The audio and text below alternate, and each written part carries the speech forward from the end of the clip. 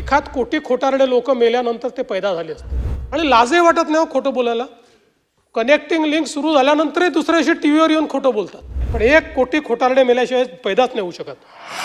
1 कोटी खोटारडे मेल्यानंतर हे जन्माला आले.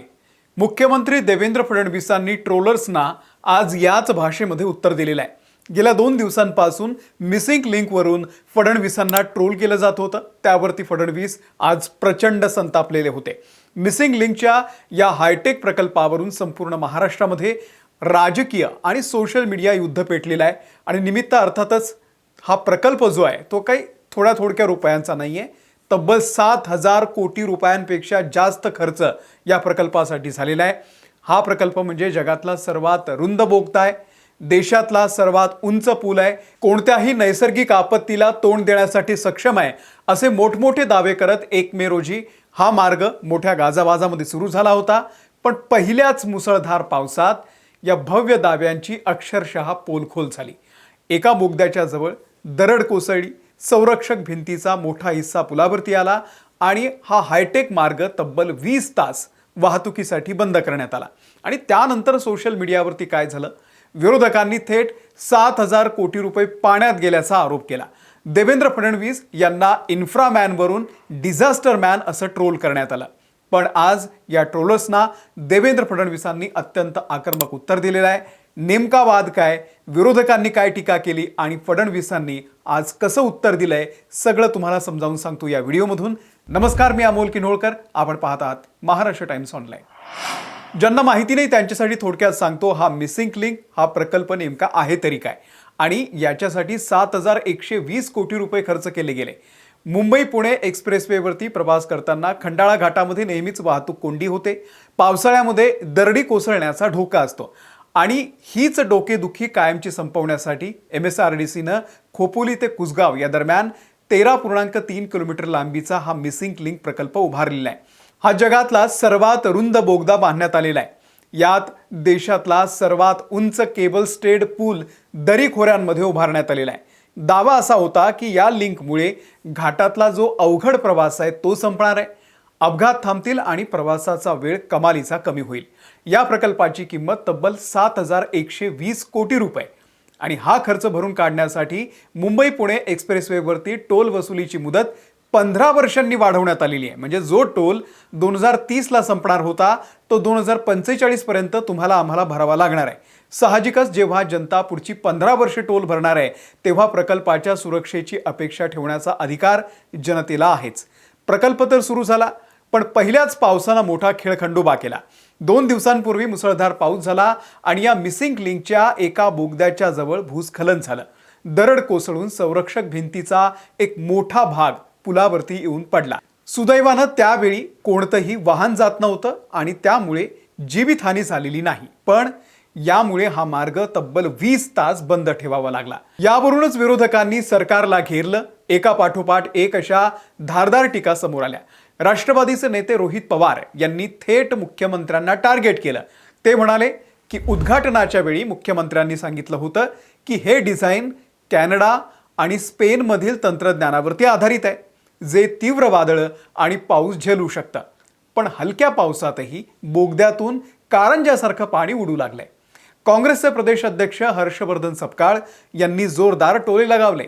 ते म्हणालेत की पहिल्याच पावसात इन्फ्रामॅनचा डिझास्टर मॅन झालाय. 2 खड्ड्यांना पहिल्या पावसाचं टेस्टिंग म्हणणारे मुख्यमंत्री 7,000 कोटींचा विकास पहिल्याच पावसात मिसिंग झालाय. अंबादास दानवे या प्रकल्पामध्ये टक्केवारीचा गंभीर आरोप करतायत. ही सगळी 56% कमाल आहे आणि त्यामुळेच मिसिंग लिंकचा स्लॅब मिसिंग झालाय. म्हणजे थेट कमिशनखोरीमुळे कामाचा दर्जा खालावल्याचा आरोप अंबादास दानवेंनी केला. आता प्रश्न पडतो की देवेंद्र फडणवीस यांच्यासाठी हा प्रकल्प इतका महत्त्वाचा का होता? बघा, देवेंद्र फडणवीस यांच्या राजकीय प्रतिमेचा एक मोठा भाग विकास पुरुष, इन्फ्रास्ट्रक्चर मॅन म्हणून ओळखला जातो. समृद्धी महामार्ग असो, मुंबई मेट्रोचं जाळं असो किंवा मिसिंग लिंक, हे सगळे प्रकल्प फडणवीसांच्या व्हिजनचे भाग मानले जातात. आणि अशा अत्यंत महत्त्वाकांक्षी प्रकल्पावरती जेव्हा उद्घाटनानंतर 2 महिन्यातच भ्रष्टाचाराचे आणि निकृष्ट कामाचे आरोप होतात, त्यामुळे फडणवीसांना उत्तर द्यावंच लागलं. आज विधानसभेमध्ये विरोधकांनी जेव्हा हा मुद्दा उचलला आणि सोशल मीडियावरती ट्रोलिंगचा महापूर आला, तेव्हा देवेंद्र फडणवीस यांनी सभागृहामध्ये उभं राहून विरोधकांना सुनावलंय. फडणवीस यांनी भाषणाची सुरुवातच विरोधकांना खोटारडे म्हणून केली. ते म्हणाले, मुसळधार पावसामुळे पुणे मुंबई कनेक्टिंग लिंकचा विषय समोर आला. एवढे खोटारडे लोक पैदा झाले आहेत की 1 कोटी खोटारडे मेल्यानंतर हे जन्माला आले असतील. त्यांनी जयंत पाटलांकडे पाहत म्हटलं की जयंतराव, तुम्ही हसू नका, महायुतीमध्ये हिंमत होती म्हणून ही कनेक्टिंग लिंक बांधली गेली. मागच्या सरकारच्या मुख्यमंत्र्यांनी तर हा प्रकल्प करता येत नाही म्हणून 2 पानं लिहून 14 कारणं दिली होती. कामाच्या दर्जावरती बोलताना त्यांनी हे स्पष्ट केलं की हे केवळ लिंक नाही, तर हे एक इंजिनिअरिंग मार्वल म्हणजे अभियांत्रिकी चमत्कार आहे. आपण भारतातील सर्वात उंच पूल आणि जगातला सर्वात मोठा बोगदा तयार केलाय. यामुळे घाटातला सेक्शन संपला, अपघात संपले. तिथे केवळ मुसळधार पावसामुळे दरडीचा मलबा खाली आला आणि कमान पडली. मूळ रचनेला किंवा पुलाला कुठेही क्रॅक गेलेला नाहीये. विरोधक असं दाखवतायत की 7,000 कोटी रुपये पाण्यात गेले, पण आम्ही नाकावरती टिच्चून 18 तासांमध्ये रस्ता पुन्हा वाहतुकीसाठी सुरू केलाय. सोशल मीडियावरती होणाऱ्या ट्रोलिंगवरती बोलताना देवेंद्र फडणवीस यांनी एक अतिशय भावनिक विधान केलं. ते म्हणाले, देवेंद्र फडणवीसला शिव्या द्या, चालेल, मला सवय आहे त्याची, मी शिव्या प्रूफ आहे. जीवनात मी एकच गोष्ट शिकलोय, आजपासून 10 वर्षांनी या शिव्या देणारे सोशल मीडियावरती दिसणार नाहीत. मात्र ती कनेक्टिंग लिंक तिथेच असेल आणि त्यावरती देवेंद्र फडणवीस आणि एकनाथ शिंदे यांचं नाव असेल. इतकंच नाही तर त्यांनी एक गंभीर आरोपही केला. काही लोक पैसे घेऊन सोशल मीडियावरती शिव्या देण्याचं आणि बदनामी करण्याचं काम करतायत. त्यांना इशारा देताना फडणवीस कडक शब्दांमध्ये म्हणाले की माझी वैयक्तिक बदनामी करा, चालेल, पण जर महाराष्ट्राला बदनाम कराल तर कोणालाही सोडणार नाही. तर हे सगळं राजकारण सुरू झालेलं होतं मिसिंग लिंकवरून. एकीकडे विरोधकांचा आरोप आहे की आंतरराष्ट्रीय डिझाईनच्या नावाखाली कोट्यवधी रुपयांचा गैरव्यवहार झालाय आणि पहिल्याच पावसामध्ये काम उघडं पडलेलं आहे. दुसरीकडे देवेंद्र फडणवीस यांनी हा निसर्गाचा प्रकोप असल्याचं सांगत मूळ रचनेला काहीही झालेलं नाही आणि हा एक अभियांत्रिकी चमत्कार आहे असा ठाम विश्वास पुन्हा एकदा व्यक्त केलाय. पण या सगळ्या राजकीय चिखलफेकीमध्ये एक गोष्ट नक्की आहे, सामान्य जनता जो 2045 पर्यंत जास्तीचा टोल भरणार आहे त्या जनतेला प्रवासाच्या वेगासोबत 100% सुरक्षिततेची हमी मिळायलाच पाहिजे.